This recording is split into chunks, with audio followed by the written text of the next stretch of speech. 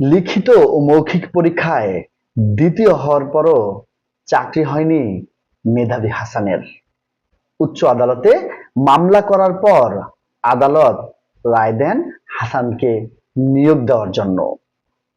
আদালতের রায়ের পরেও মেলেনি কাঙ্ক্ষিত চাকরি। চলুন দেখে আসি আমার করা একটি প্রতিবেদন।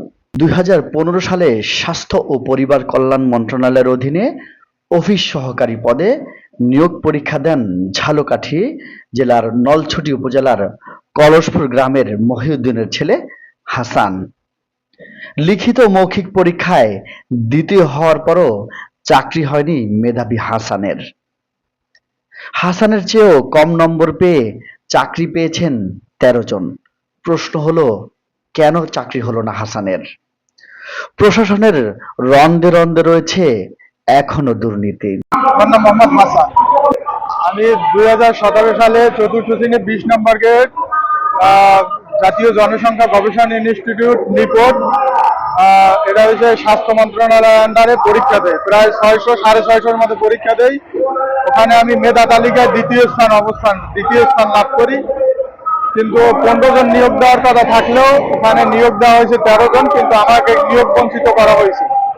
এরপরে তথ্য কমিশনের মাধ্যমে আমি সমস্ত তথ্য নেই, সেখানে দেখতে পাই আমি মেধা তালিকায় দ্বিতীয় স্থান অধিকার করেছি। রায়ের পরে দেখা করেন দায়িত্বপ্রাপ্ত সচিবের কাছে। মিলেছে শুধু আশ্বাস, পায়নি চাকরি। সরকারি চাকরি না পেয়ে হাসান পেটের তাগিদে চাকরি করেন এখন গার্মেন্টস।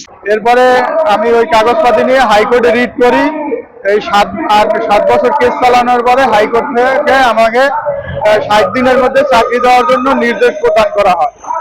কিন্তু এখনো আমি দাঁড়ে দাঁড়ে ঘুরতেছি, কিন্তু আমি এখনো এটার সমাধান পাইতেছি না। গত 2 মাসে সচিবালয় 7 বার আমি গেছি। সচিব স্যারের সাথেও 2 বার দেখা করছি এবং